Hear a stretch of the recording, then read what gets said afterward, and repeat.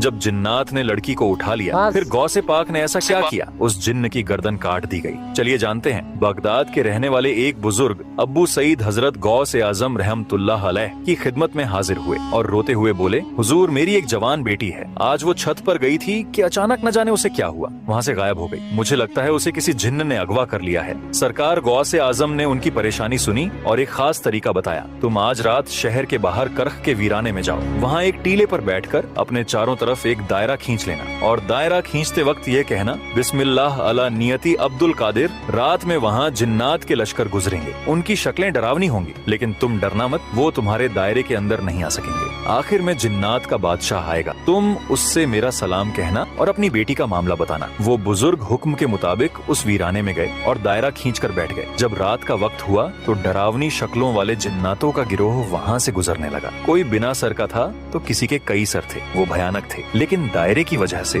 कोई भी उस बुजुर्ग के पास नहीं आ सका। फिर कुछ देर बाद जिन्नात का बादशाह, जिसका नाम मीरस बताया जाता है, अपनी भारी लश्कर के साथ आया। बादशाह ने दायरे के बाहर रुककर उस बुजुर्ग से पूछा, ए इंसान तू कौन है? बुजुर्ग, मैं गौसे आजम का भेजा हुआ हूँ। गौसे पाक का नाम सुनते ही बादशाह ने सर झुका लिया और अदब से बुजुर्ग के सामने बैठ गया। उसके साथ पूरा लश्कर भी अदब से खड़ा हो गया और बोला, सरकार का क्या हुक्म है? बुजुर्ग बोले, मेरी बेटी को किसी जिन्न ने छत से अगवा कर लिया है। सरकार ने फरमाया है कि मेरी बेटी मुझे वापस दिला दी जाए। जिन्नात के बादशाह ने तुरंत अपने लश्कर में ऐलान करवाया, किसने इस शख्स की बेटी को उठाया है। थोड़ी ही देर में एक जिन्न को पकड़कर लाया गया। वो एक चीनी जिन्न था और उसके पास ही वो लड़की थी। बादशाह को बहुत गुस्सा आया। उसने उस जिन्न से पूछा, तुझे पता नहीं कि यह बगदाद है और यहाँ गौसे आजम की हुकूमत चलती है, तूने यह जुर्रत कैसे की? उस जिन्न की गर्दन काट दी गई और लड़की को बाहिफाजत बुजुर्ग के हवाले कर दिया गया। सुभान अल्लाह, गौसे आजम का वो मर्तबा है जहाँ जिन्नात भी थर थर कांपते हैं। दोस्तों, अगर आप भी गौसे आजम के सच्चे दीवाने हैं तो दिल से लिखिए या गौसे आजम और लाइक सब्सक्राइब जरूर करें।